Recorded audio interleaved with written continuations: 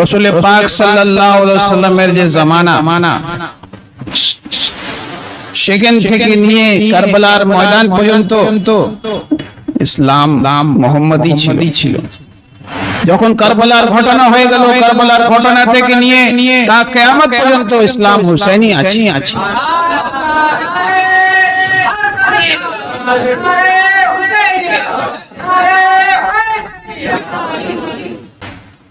এই জন্য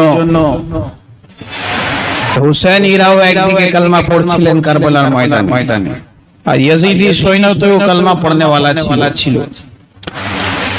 তো জরুরি নেই যে কালমা পড়বে, যে নামাজ পড়বে, যে রোজা রাখবে, যে কোরআনের ভালো তিলাওয়াত করবে সে খুব ঈমানওয়ালা হয়ে যাবে।